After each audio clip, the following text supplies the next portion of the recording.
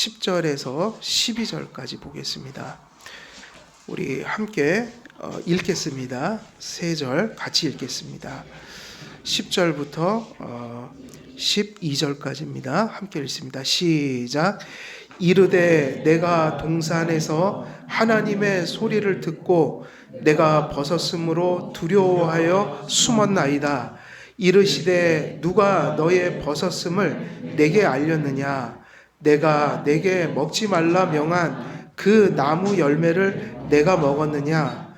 아담이 이르되 하나님이 주셔서 나와 함께 있게 하신 여자 그가 그 나무 열매를 내게 주심으로 내가 먹었나이다. 아멘. 예, 오늘 10절에서 12절까지 말씀 중에 오늘은 11절, 12절 가도록 하겠습니다. 11절과 12절 보도록 하겠습니다. 하나님께서 음성 들려주실 때에 내가 어디 있느냐 물었고, 아담은 상당히 본질을 이렇게 좀 벗어난 애둘러 자기의 죄를 분명하게 회개하거나 이렇게 고백하는 모습이 아니라 무언가 자기가 저지른 죄를 가리려고 하는 모습들 속에서 약간 왜곡되고 감추고 하나님 앞에서 진실을 호도하는 답변을 했어요. 그래서 하나님께서 부르실 때 왜 숨었는가 묻지도 않은 얘기를 했는데 뭐라고 얘기했죠? 하나님이 부르실 때 내가 벗은 줄로 알고 내가 숨었나이다. 근데 이제 우리는 그것을 이렇게 자세히 안 보면 거기 좀 그 말의 뜻을 잘 이렇게 분명하게 드러내기 힘들겠지만 주석가들은 사실은 아담이 핑계대고 있는 거예요. 자기가 죄져서 피한 거잖아요. 수치감 때문에, 죄책감 때문에. 근데 뭐라고 얘기했죠? 뭐 때문에 숨었다고 그랬어요? 하나님이 불러갖고 음성 들어서 하나님 음성 때문에 내가 숨어버렸습니다. 틀린 얘기는 아니지만 왜 하나님 음성을 들을 때 숨었겠어요? 죄를 졌기 때문이죠. 이미 하나님은 구속자가 아니라 창조자가 아니라 심판자로서 그 앞에 서 계신다. 그러니까 하나님은 또 물으시죠. 이르시되 누가 너의 벗었음을 내게 알렸느냐? 지금 아담이 이실직고를 안 하니까 하나님은 몰라서 계속 질문하는 게 아니에요. 하나님은 계속해서 정답으로 이끌기 위해서 질문을 하시는 거예요. 그래서 이 시대에도 우리가 살아가면서 하나님 말씀에 비추어서 우리는 내 자신에게 끊임없이 물어야 돼요. 누구의 음성으로 물어야 돼요? 하나님 말씀으로 물어야 돼요. 어차피 인생이라는 것은 하나님께 안 물으면 내가 다 묻고 답을 해야 되거든요. 그래서 사람들은 다 저마다 염려하고 고민하고 고뇌하고 살아가요. 여러분, 우리가 하루를 산다는 게 고뇌 아닙니까, 사실? 그래요, 안 그래요? 하루를 사는 거 고뇌입니다, 이게. 저도 지금까지 살면서 하루도 고뇌를 안 해본 적은 없는 것 같아요. 고뇌가 날마다 있어요. 예수님 믿기 전에 고뇌가 있었고, 예수님을 믿고 나서 또 고뇌가 있고, 지금도 예수님 믿고 하지만 또 하루 염려할 일이 하루 또 생겨요. 그러니까 예수님도 뭐라고 그랬죠? 염려를 안 할 수도 없고 염려를 하는 걸 부정하신 적도 없어요. 그래서 오히려 이렇게 얘기하셨죠. 그냥 그 한날 괴로움은 한날의 염려로 족하다. 그러니까 그날 염려하고 끝내라. 어디까진 가지 말라는 거예요. 내일 염려할 건 또 내일 염려하라. 그 얘기는 무슨 얘기냐면요. 인생 자체가 믿든 안 믿든 구원을 받았든 안 받았든 그게 어떤 고뇌를 하느냐가 중요한 것이지 고뇌가 없는 인생은 없어서 결국은 우리는 누구나 다 그러고 사는 거예요. 힘겨운 삶을 하루하루 살아가야 되니 누구나 나에게 끊임없이 질문을 던지고 살아갑니다. 지금 내가 어디로 가고 있나? 내가 지금 무엇을 하고 있지? 그러면 이거를 어떻게 해야 되지? 나는 어떻게 결정해야 될까? 이게 옳은 건가? 그른 건가? 이거를 불신자든 신자든 다 묻고 살긴 하는데 지금 여기서는 누가 지금 나타나서 누가 질문을 던지면 또 받아서 답하고 그래요? 하나님이 질문하시잖아요.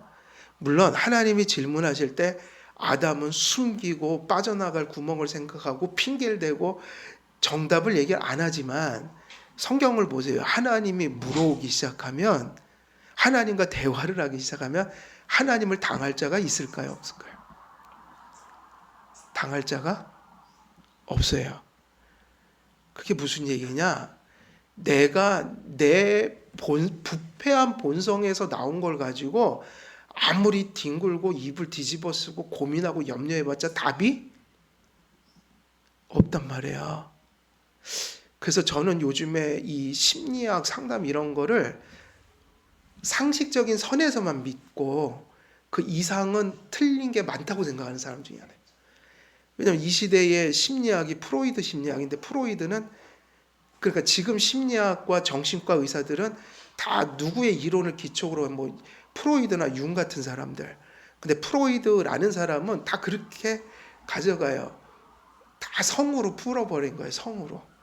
어렸을 때 성적 욕구를 어떻게 풀었느냐에 따라서 커서 히스테리가 뭐 이렇게 나타나고 저렇게 나타나고, 그 성적 욕구를 풀지 못할 때 그거를 어떻게 건설적으로 승화시키느냐에 따라서 성공하고 뭐 실패하고, 이게 말이나 되는, 기독교적으로는 참 말도 안 되는 윤리적으로 어긋난 인간론이란 말이에요. 근데 이게 프로이드 신학의 핵심이에요. 그래서 퀴어 신학의 근원이 저 프로이드한테 있다고요. 프로이드. 근데 거기에다 다 맡길 수는 없어요. 그러니까 프로이드의 전제 잘못됐는데, 과학이 하도 발달하고 의학이 발달하니까 인체 메커니즘을 찾아내서 정신과 약도 만들고 어느 정도 도움을 받을 수는 있으나, 그걸 진리처럼 붙들고 가면 안 되고, 인간의 모든 심리 문제가 단지 그 심리 이론으로 다 해결될 수 있는 게 아니어서, 그런 도움도 받으면서도, 저는 분명히 얘기해요. 도움을 받아야 합니다. 받지만 그거는 제가 볼 때는 인간의 육체적이고 표피적인 걸 다루니까 인간의 문제를 윤리적이고 신앙적으로 바라볼 수 있는 것을 잃어버리면 안 되는 거예요. 약을 먹는 순간에도 다 이거는 심리적이니까 나도 이렇게 하면 큰일 나는 거예요. 제가 늘 얘기하지만, 여러분, 죄 짓는 사람들이 그걸 못 참아서 죄를 짓던가요? 잘 참을 수 있는데 죄를 짓던가요? 남의 개를 도둑질하거나 누굴 찔러 죽이거나 이 범법적인 행동을 할 때 다 자기 어떤 충동과 욕구를 채우려고 범죄를 저지르잖아요. 다시 말하면 금지된 것을 충동하고 욕구할 때 범죄가 발생하는데, 그게 누구나 죄 지을 때는 다 참을 수 있는 거예요, 없는 거예요? 그 순간에 못 참죠. 그래서 죄인 거예요. 근데 사람들은 뭐라 하냐면, 못 참으니까 죄가 아니라는 거예요. 그건 내가 참을 수 없었기 때문에 그렇게 행동했다는 거예요. 말이 안 되죠. 가인이 분노가 막 치밀어 오를 때 그걸 못 참았잖아요. 그게 죄라고요. 그게 그 못 참는 게 죄라고 인정을 해야지 된다고요. 요번에도 길거리에서 그 죄 없는 사람을 막 찔러 죽였잖아요. 그 친구들이 그 충동을 자기가 제어를 못하니까 그런 행동을 하겠죠? 그 죄예요? 아니에요? 그게 죄라고요. 그래서 그 사람들 책임져야 돼요. 아마 수없이 하나님 믿으십시오, 하나님 믿어야 합니다, 우리 마음속에서 은혜가 떠나가면 누구나 가인처럼 될 수 있는 겁니다. 이게 진리가 돼야 돼요. 이해되십니까? 왜 못 참았냐를 물으면 죄 때문에 못 참는 거예요. 그게 죄라고요. 선한 것을 못하는 거예요. 악한 것만 행하는 거예요. 근데 그 악한 것만 행하는 게 어디가 망가져서 그런 거예요? 이 속에 부패함 때문이에요. 그래서 기독교는 이렇게 가르치죠.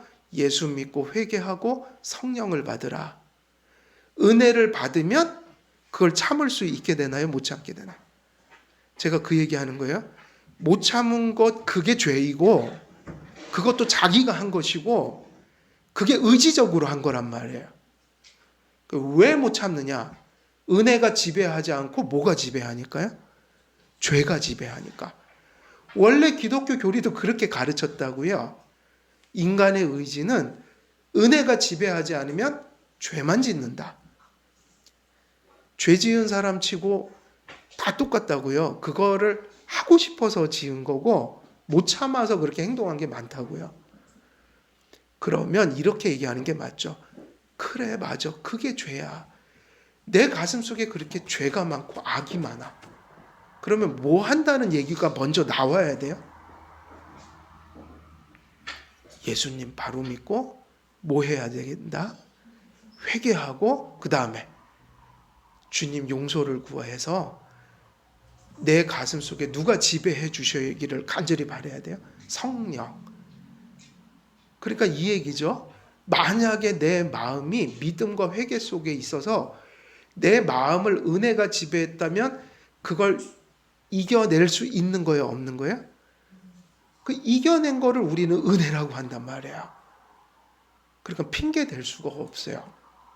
그리고 부차적으로 그렇게 못 참아서 죄를 질 때 심리적인 그런 성향을 가지고 있고 뭐 그 순간에 어떤 의학적인 결함이 있는 건 그걸 더 불붙였다고 얘기하는 게 맞겠죠. 최종적인 항상 중심에는 그걸 다 인정하더라도 도덕적이고 신앙적인 판단이 오히려 그 죄에서 벗어나도록 만들어주는 중요한 그 사고가 되는 거야. 이해되십니까? 다 이거를 병리학적으로만 가면 회개할 게 없어요. 내가 의지하고 노력할 것도 없어진단 말이에요. 그러니까 이게 더 맞는 거예요. 제일 먼저는 우리가 죄를 짓고 뭔가를 참지 못하고 이럴 때 제일 먼저 무슨 사고를 해야 된다고요? 내가 약을 먹어야지 얘기 전에 죄를 죄로 인정할 줄 알아야 돼요. 회개, 신앙적 시각. 그리고 우리는 신앙을 떠나서 인간이니까 무슨 관념을 가져야 될까요? 도덕적이고 윤리적인 판단을 할 줄 알아야 돼요. 그리고 거기에 플러스해서 무슨 도움도 있어야 돼요? 나는 약도 먹어야 한다. 나는 이게 너무 이쪽이 열악해. 육체적인 메커니즘으로 얘기하면 그걸 조금 진정시켜 줄 필요는 있으니 그런 것들은 의학적인 도움을 받아야 되니까 신앙적, 도덕적, 의학적 도움을 다 필요로 하는 거야. 예를 들면 지금 그 성적인 범죄를 저지른 자들이 1차적으로 나쁜 짓을 하면 감옥에 가던가요? 안 가던가요? 감옥에 가야 한가요? 가잖아요. 그걸 죄로 보기 때문이에요. 그런데 거기 플러스해서 모두 해요. 계속 교육시키고 심지어는 의학적인 방법을 동원해서 그러한 것을 조절시켜 주기도 한단 말이에요. 하지만 아직은 세상은 그게 윤리적 죄라는 게 남아있는 거예요. 근데 만약에 그게 점점 희미해져 가고 있다고요. 도덕적 책임을 지우는 것을 점점 병리학적으로 자꾸 보니까 그걸 범죄로 보지 않고 저 사람은 마음이 병들어서 그래 이렇게 다 몰고 가니까 형이 자꾸만 떨어져요 올라가요. 자꾸 그렇게 되니까 심각해지는 거예요. 그러니까 그걸 쓰더라도 윤리적인 판단은 해야 되는 게 맞아요. 책임지울 것도 지워야 되는 거예요. 왜냐하면 인간이기 때문에 절대로 인격이 동원되지 않고는 죄를 지을 수가 없어요. 그러니까 그거를 참아서 지었든 참을 수 있는데 행동했든 다 뭐를 해야 되면 회개를 하고 심령의 고침을 받아야 되니까 뭐가 절실하게 필요한 걸까요? 은혜. 우리가 새가족 교육할 때도 기독교 강요할 때도 끊임없이 강조했죠. 인간의 의지는 인간의 것이지만 애초에 하나님이 인간의 의지를 누가 만드셨어요? 하나님 만드셨잖아요. 그러니까 의지도 내 것이긴 하지만 나의 인격이지만 내 의지가 뭐에 누구를 의존할 수밖에 없는 거예요.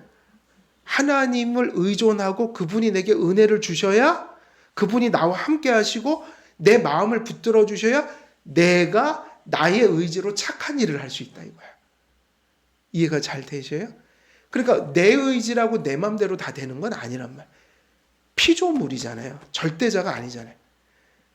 그러니까 은혜가 필요한 거죠. 우리 의지는 은혜를 떠나면 악해질 수밖에 없으니까 당연히 착한 일을 하고 싶어도 죄만 짓게 되는 거야. 착한 일은 이 머릿속에만 있는 거라고요. 뭐가 떠난 사람에게 그게 일어나요? 은혜가 떠난 사람이. 그러니까 은혜를 받아야 우리 의지가 선한 것을 찾아갈 수 있다. 그래서 이게 중요한 얘기죠. 하나님께서 아담을 부르셔서 계속 질문을 해서 정답으로 이끌어가고 계신 거예요. 이미 아담은 뭐가 부패해버렸어요? 심령이 타락했잖아요. 부패성이 들어오니까 죄를, 진실을 얘기하지 못해요. 이것도 어쩔 수가 없는 거라고요. 지금 아담이 계속 죄를 똑바로 얘기를 하지 않는 거. 야, 아담아, 아담아, 내가 어디 있느냐? 지금 네가 어디 서 있니? 하면 정답이 뭐가 정답인 거죠? 원래 진실한 사람은. 제가 하나님이 먹지 말라는 선악과를 따먹고 말았습니다. 근데 하나님이 이미 떠나갔잖아요. 지금 선악과 따먹고 타락이 됐죠. 그러니까 그게 원래 죄라고요. 안 된다고요. 그게 진실하게 하나님 제가 잘못했습니다. 이게 하나님이 처음 부르실 때 이게 답이 안 나온다고요. 왜 안 나오죠? 라고 물으면 좀 똑같은 얘기예요. 절대로 진실할 수가 없어요. 지금 진실한 얘기가 여기서 맴돌지 안 나와요. 왜? 그게 바로 뭐냐면 죄라는 거예요. 사람들은 핑계를 대는 거예요. 이것 때문에 저것 때문에 제가 어쩔 수 없어서 죄를. 근데 어쩔 수 없어서 죄를 짓는 건 없다니까요. 그래요, 안 그래요?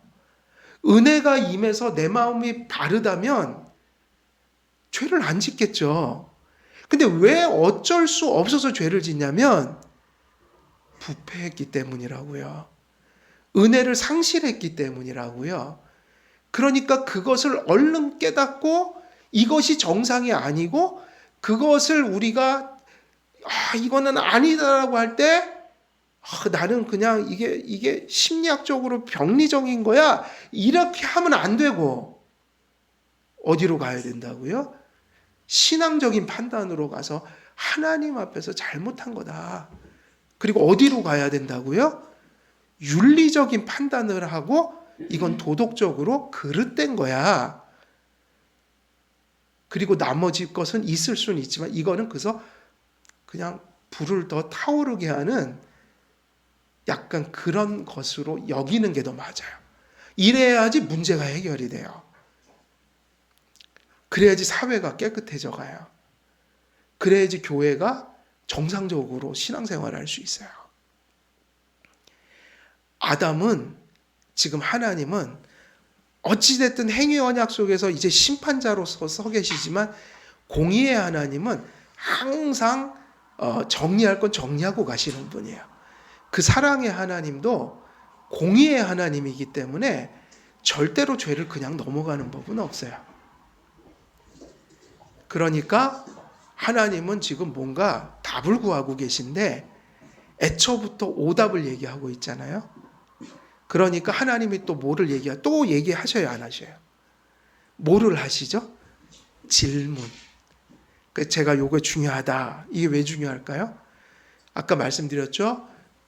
하나님의 말씀을 읽고 배우고 우리가 이렇게 성경도 이제 듣고 이러고 이거를 버리지 마시고 가슴속에 간직하고 현장으로 가셔야 한다. 항상 강조하는 얘기인데 그 안에는 이런 의미도 있는 거죠. 하나님 말씀에 비추어서 내 부패한 본성으로 늘 묻고 답을 찾으려고 했던 그 나 중심적인 사고를 내려놓고 그러니까 모든 사람은 그렇게 살아가는 거죠. 끊임없이 염려하는 건 다 똑같다고 그랬어요. 다 누구에게나 인생은 중요하니까. 근데 누구나 질문과 답이 다 틀려요. 가장 큰 문제는 부패한 본성에서 나온 질문 가지고 안 된다는 거예요. 여러분 여러분 제가 하나 질문을 여러분들이 수능 시험 낼 수 있어요, 없어요? 수능 시험 문제 낼 수 있어요, 없어요? 저희는 풀지도 못하잖아요, 그거.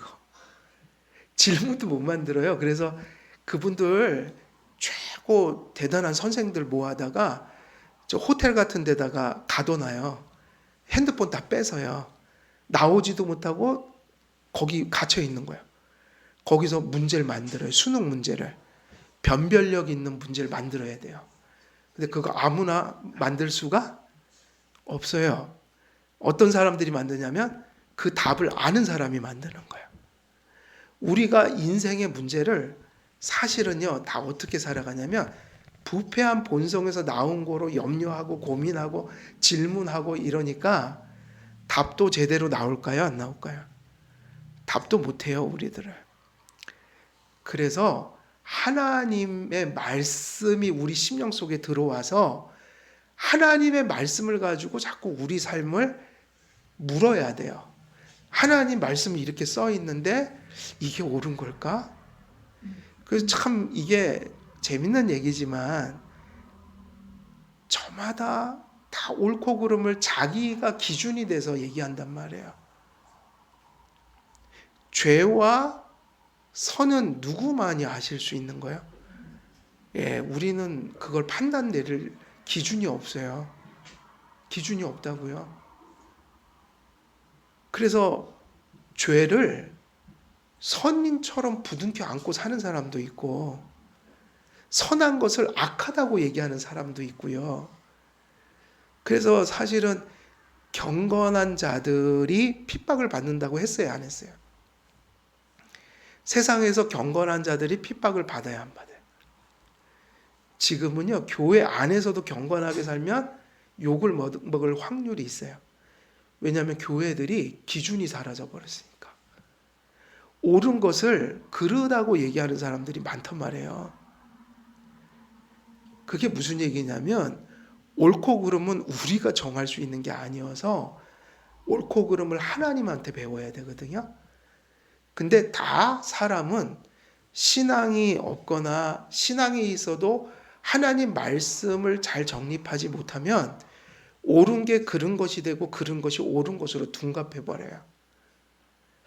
그래서 악을 당당하게 주장하고 사는 사람들이 세상에도 심지어 교회에도 있단 말이에요. 그래서 우리는 우리가 자꾸 질문하고 답하고 하던 거를 무엇으로 질문하고 답하려고 자꾸 노력해야 됩니까? 하나님 말씀. 그 말씀에 비추어서 자꾸 묻는 거죠. 내가 지금 어디 있는가? 이것은 정말 하나님이 기뻐하시는 걸까? 싫어하시는 걸까? 내가 이 A라는 걸 결정해야 될까? B라는 것을 선택해야 될까? 이게 도대체 인생은 이런 거로 가득 차 있는데 우리는 답도 모르면서 무슨 질문을 하냔 말이에요. 우리 질문은 다 빠져나갈 구멍을 만들어 놓고 하는 질문이라 자기 답만이 그걸 충족시켜요. 그런 일들이 많지 않아요? 하나님 말씀을 듣지만 다 듣고 나서 결정은 누구의 결정으로 합니까? 자기 결정을 한단 말이에요. 그래서 사실은 하나님 말씀을 다 들어도 들은 대로 결정하고 살아가는 건 힘든 거예요. 그리고 사실 그런 사람이 많지도 않아요. 듣지만 결정은 누구 거로 한다? 이게 오늘날 세속화된 시대의 모습인 거예요. 근데 그렇게 되면 답이 나올까요? 안 나올까요? 그래서 그게 사실은 비극이에요. 하나님의 답을 붙들고 가야지 그게 답이 되는데 오답을 가지고 자꾸 인생을 사니까 오답의 결론은 좋지 않잖아요. 그렇게 가는 거예요. 그래서 하나님 말씀에 대한 이해 따로 하나님 앞에서 살아가는 삶의 결정 따로 이래 되면은 이게 인생이 자꾸 어떻게 될 것 같아요? 꼬입니다. 그러면 하나님께서 성경적으로 그게 옳고 내 양심에 그게 옳고 정황적으로 그게 하나님 앞에 더 합당하다고 생각할 때 용기를 내서 그걸 단순하게 순종할 필요가 있어요. 왜냐하면 그렇게 하지 않기 때문에 인생이 자꾸 어떻게 돼간다는 거예요? 꼬이고 자꾸 나락으로 간단 말이에요. 왜냐하면 그게 습관이 돼 있단 말이에요. 맞아. 하나님 말씀, 들을 땐 좋은 거야. 근데 실제로 결정할 땐 다 버려요. 내 맘대로 선택해요. 여러분, 그런 선택을 했던 사람 중요한 두 갈려지는 인생이 있었죠? 아브라함과 누구였어요? 롯. 아브라함은 아예 어느 땅에서 살까 자기가 다 양보해가고 조카한테 다 결정권을 줘버렸잖아요. 조카의 눈은 뭐에만 발달돼 있었을까요? 그 소돔과 고모라의 풍요와 아름다움에 매혹돼서 자기가 질문하고 자기가 답하는 인생. 어디로 갈까요? 하나님이 어떤 선택을 할까요? 하나님께 물은 게 아니라 딱 보니까 너무 좋은 거야. 결정해놓고 야 로사 어디 가서 살면 좋을까? 난 답을 알지. 어디 가서 살면 되는 거예요? 소돔과 고모라지. 이렇게 답을 내놓고 사는 거예요. 그래서 어디 갔어요? 소돔과 고모라. 아브라함은 다 양보했어요. 그래, 네가 거기서 살래? 그래, 너 아름다운 땅을 선택했네. 그래, 나는 저기 가서 살게. 네가 동하면 내가 서하고 네가 서하면 내가 동할게. 뭐 욕심도 없었어요. 다 양보해버렸어요. 근데 롯의 결론이 좋았습니까? 비참했다고요. 그 심판의 땅에 들어가서 살아버린 거예요. 나중에 부인도 어떻게 됐어요? 소금기둥이 돼버렸잖아요. 소금기둥. 아브라함은 좋은 선택을 했어요. 육으로는 롯이 좋은 선택을 했지만 신앙적으로는 아브라함이 잘 선택했어요. 항상 우리는 눈앞에 있는 게 전부가 아니어야 하고요. 멀리 내다볼 수 있어야 돼요. 멀리 내다본다는 건 뭐죠? 미래를 점친다는 얘기가 아니라 신앙적으로 가고 있나? 아니나 지금 당장은 불편해도 지금 당장은 무엇을 좀 잃을 수도 있어도 그래도 하나님 말씀 쫓아가는 게 내게 복이야. 이게 멀리 내다보는 거죠. 멀리 내다본다는 게 뭐 세월을 내다본다는 게 아니에요. 그러니까 눈앞의 것에 눈 멀지 말라는 얘기죠. 지금은 좀 불편해도 이런 손해가 좀 있을지라도 나는 아니지만 하나님이 그렇게 하시래. 그러면 하나님 말씀 붙들고 가는 게 그게 진정한 복일 거야. 이러고 가는 거 있잖아요. 다 선택을 어디 있는 걸 가지고 보통 하고 싶어 하죠. 눈앞에 보이는 거. 지금 잘 되면 다 잘 된 거는 아니에요, 여러분. 가봐야지 합니다. 끝까지 가봐야 합니다. 롯이 소돔과 고모라를 들어가면서 어떤 일이 벌어질지를 알았나요? 롯이 잘못했다는 건 그것 때문이에요. 다른 거 아무것도 안 묻는다는 거예요. 눈에 보이는 그 도시의 풍요, 그 도시의 아름다움. 아브라함은 적어도 뭐를 내다보는 사람일까요? 뭐가 하나님 뜻일까를 고민하는 사람이었어요. 그래서 뭐가 필요하냐면 하나님의 말씀으로 우리가 뭐를 할 줄 아는 인생을 살아야 돼요. 우리 부패한 본성에서 나오는 염려와 고민을 얘기하지 말고 우리가 무슨 일들이 있고 인생을 살아가는 모든 여정 속에서 내가 듣고 읽고 깨달은 말씀이 가슴 속에 머물러 있어서 모든 그 삶의 여정 속에서 그 자기가 깨달은 말씀을 가지고 뭐를 하고 사는 거예요? 질문이요. 질문. 그러면 답이 어디로 나와요? 또 질문도 하나님 말씀으로 질문해보고 답을 어디서 찾는 거죠? 하나님 말씀으로.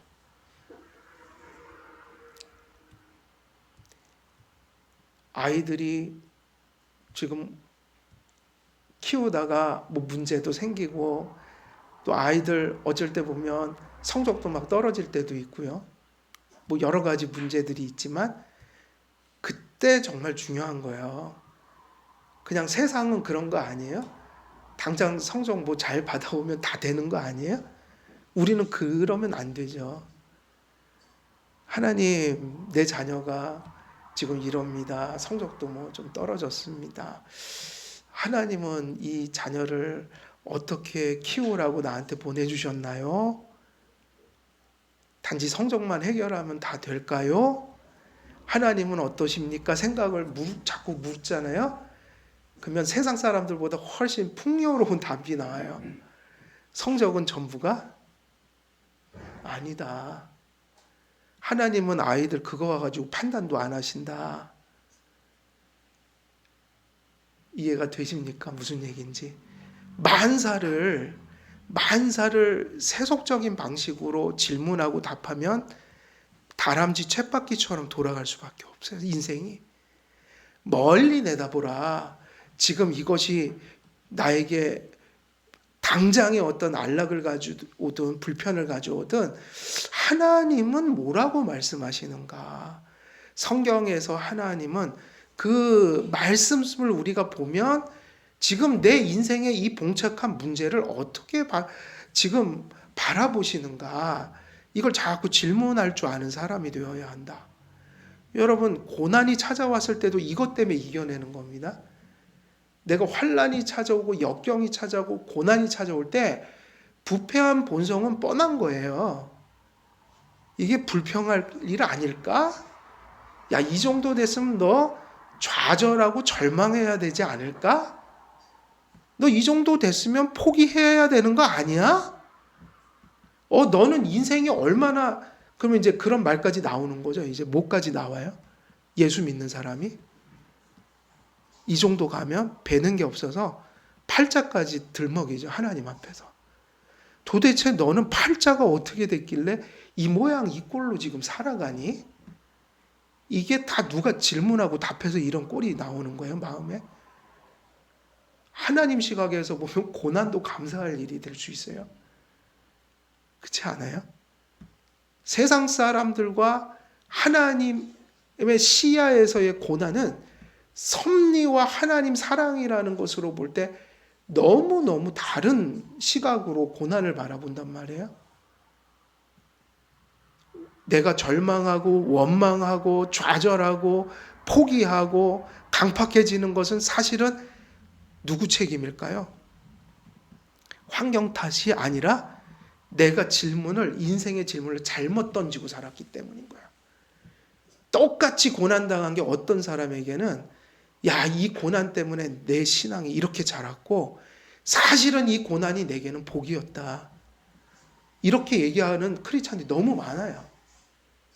왜 똑같은 일을 당하면서 누구는 좌절하고 사냔 말이에요. 원망하면서 사냔 말이에요. 왜 똑같은 걸 겪는데 누구는 더 신앙이 깊어지는데 어떤 사람은 심령이 그렇게 강팍해져 가냔 말이에요. 이유는 환경 때문이 아니라 인생을 잘못 묻고 산 거예요. 그 답이 잘못 나온 거예요. 하나님의 질문은 이렇게 하나님이 질문하시면 정답이 나올 수밖에 없어요. 하나님이 계속 지금 질문하신다. 무엇 때문입니까? 아담이 뭐를 말하게 하기 위해서? 지금은 은혜 언약이 아니에요. 구원하려고 하는 게 아니에요. 지금은 공의를 드러내려고 하니까.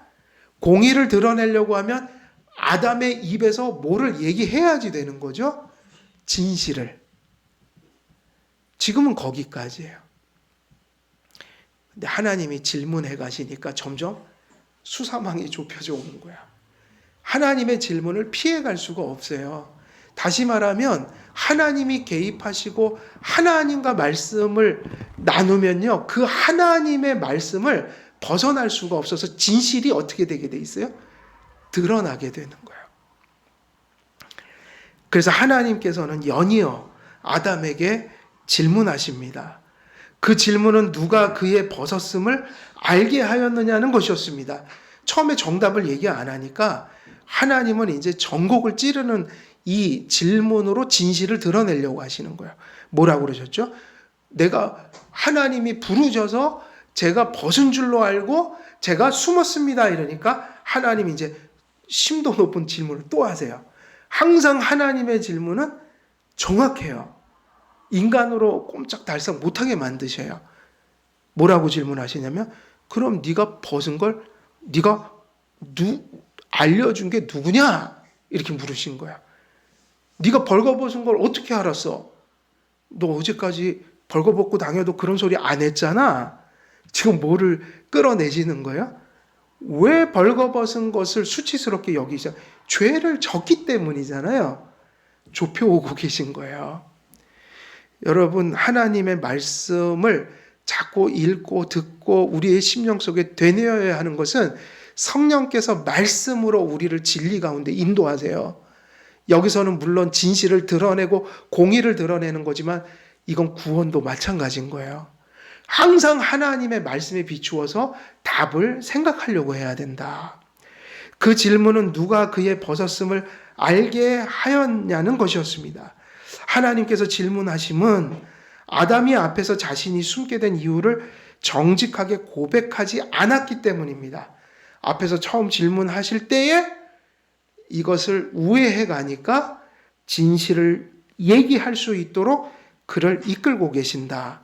아담은 하나님의 음성 때문에 벗은 몸을 수치스럽게 여기게 되었기 때문이라고 답했는데 하나님께서는 아담이 고백해야 할 죄목을 이실직고 하지 않음을 아셨기 때문에 더 정확한 자백을 하도록 연이어 질문을 하셨던 것입니다.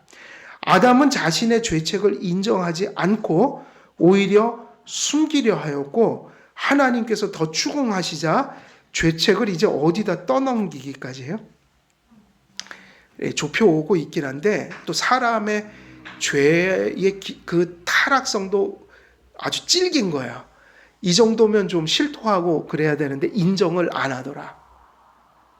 그래서 우리도 돌아봐야 돼요. 우리는 우리에게 고쳐야 할 것, 우리가 회개해야 할 것, 우리가 전환해야 될 것들을 잘 인정할까요? 안 할까요? 안 하죠. 그 인정하면은 답이 빨리 나오는데 보통은 다 저를 포함해서 다 인정을 안 하고 산다고요. 인정을 잘 안 한다고요. 몰라서 인정을 안 할까요? 알면서 안 할까요? 그렇죠. 알면서 안 하죠. 그게 죄인 거예요.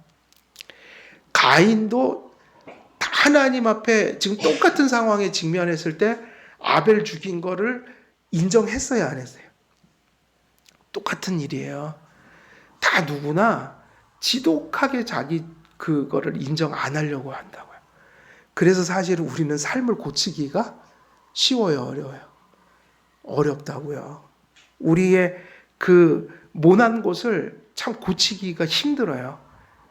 하나님 기준으로 생각도 안 하고 하나님이 더 이상 빠져나갈 구멍이 안 들 정도로 말씀을 분명히 인식해 주더라도 스스로 자기를 속이며 그걸 인정 안 하며 고집하려는 마음이 있다. 그 지독하게 삶의 패턴은 지루하게 이어지는 거야. 안 고친다. 사람은 잘 안 고친다 이거야. 고치기가 무지 어렵다. 생각 바꾸기가, 행동 바꾸기가 너무너무 어려운 거다. 이유는 뭐냐? 이게 죄성이라는 거죠.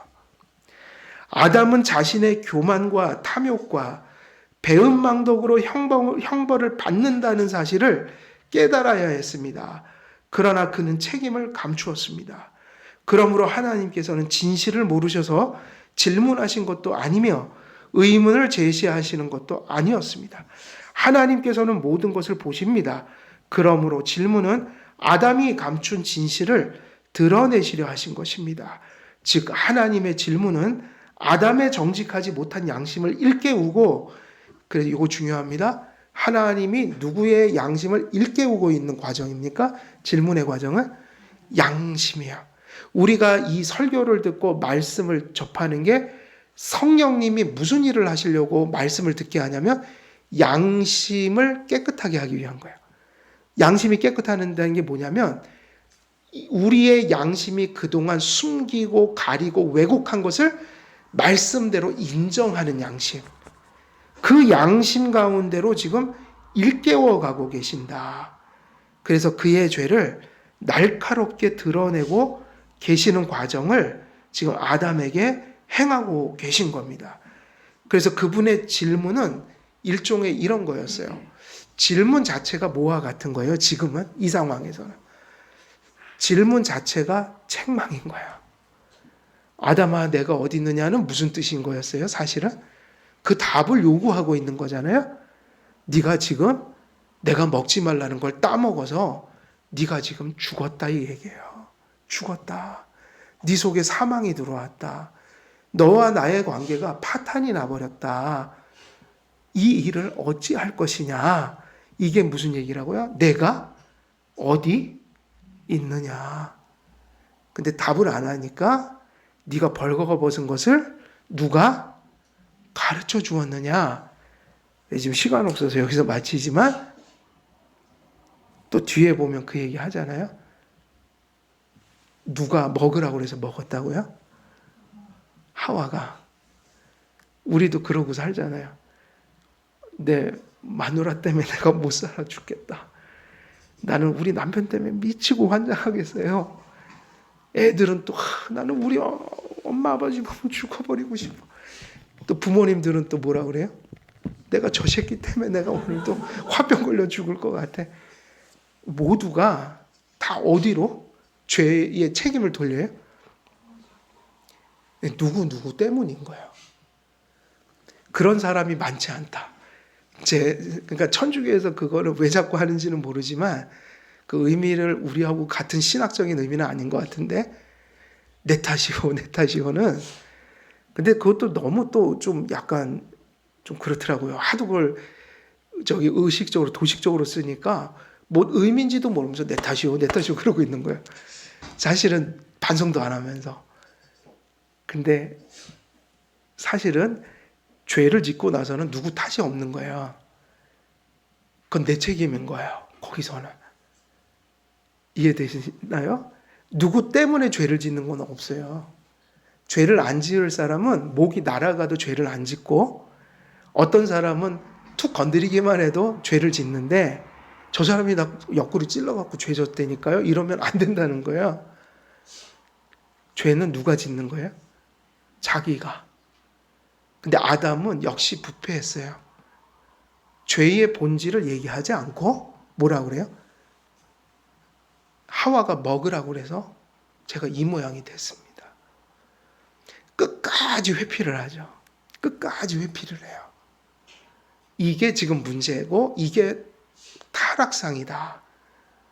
아담에게는 이미 이제 그 타락하기 전에 하나님 말씀 바라보고 깨닫고 붙들고 살던 모습이 더 이상 보이지 않아요. 하나님의 질문을 계속 왜곡해요. 이게 인생이에요. 타락한 인생이에요. 그래서 우리가 예수님 믿고 이렇게 회개하고 성도가 되신 분들은 누구의 말씀으로 인생을 물으며 가자? 이게 이제 제가 핵심인 거예요. 하나님 말씀으로 묻고 또 하나님 말씀으로 어떻게 해야 됩니까? 그 질문에 대하여 답해 보는 거죠. 그러면 부패한 우리의 본성으로 결단코 해결될 수 없는 일들이 영적인 문제든 이 땅에서의 현실적인 문제든 하나님 말씀으로 묻고 답하는 자에게 하나님의 인도가 있어서 크리스찬으로서는 온전한 삶을 그것이 될 때 살아갈 수 있는 것이다. 그래서 오늘은 이 본문 말씀 속에서 우리가 그 정도로 좀 이렇게 말씀을 또 이해하고 또 받고 마쳤으면 좋겠습니다. 우리 부패한 본성에서 나오는 질문은 왜곡되고 부패된 게 많아서 애초에 그 질문은 바른 답으로 갈 수가 없어요. 우리가 인생을 끊임없이 질문하고 답하면서 살아야 되는데 그것은 세상의 철학이나 세상의 사상으로 되는 것, 세상의 지혜로 되는 것도 아니라 하나님 앞에서 사는 사람은 하나님 말씀으로 질문하고 하나님 말씀으로 답하는 것이 있어야 현실적인 것이든 신앙적인 것이든 거기서 하나님이 주시는 어떤 삶의 문제 해결이 있고 또 삶의 어떤 결실들이 존재할 수 있다. 그래서 오늘도 이렇게 이제 말씀을 전했으니 이런 말씀을 들을 때마다 그 말씀을 가지고 자꾸 물어야 되는 거죠. 하나님, 어디로 가야 합니까? 어디 서 있습니까? 어떤 결정을 해야 합니까? 내 앞에 직면한 이 일들을 저는 어떻게 생각하며 가야 합니까? 자꾸 하나님의 말씀으로 질문하고 답하는 거. 이게 너무 중요하다. 이것이 성령 충만함의 모습인 거예요. 우리 한길교회 모든 성도님들도 이렇게 하나님 말씀으로 질문하고 또 말씀으로 내 인생의 답을 구하는 그런 삶으로 주님의 인도함을 받는 여러분 삶이 되시기를 우리 주 예수 그리스도의 이름으로 간절히 축원드립니다. 제가 기도하겠습니다. 은혜로우신 아버지 하나님, 참으로 인생은 복잡하고 또 우리들의 심성도 부패하여 주님 앞에 어지럽고 혼돈스러운 일들을 경험하며 또 헤쳐가야 될 일들이 참 우리에게 많이 직면돼 있고 또 경험됨을 또 주님 앞에 고백드립니다. 이 모든 복잡하고 어려운 세상 속에서 하나님의 인도가 있어야만 우리가 살아감을 다시 한번 고백드리며 우리의 모든 인생을 살아가는 순간마다 말씀으로 질문하고 또 말씀 속에서 답을 얻는 그런 구원의 지혜가 우리 심령 속에 나타날 수 있도록 또 충만할 수 있도록 하나님 선히 인도해 주옵소서. 감사드리오며 우리 주 예수 그리스도의 이름으로 기도드리옵나이다. 아멘.